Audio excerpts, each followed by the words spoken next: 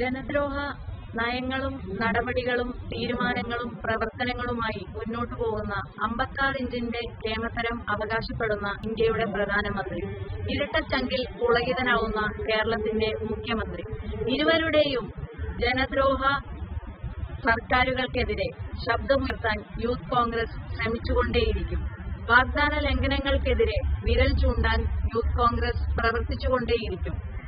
അനീതിക്കെതിരെ പോരാടാൻ യൂത്ത് കോൺഗ്രസ്, തെറ്റായ നടപടികൾക്കെതിരെ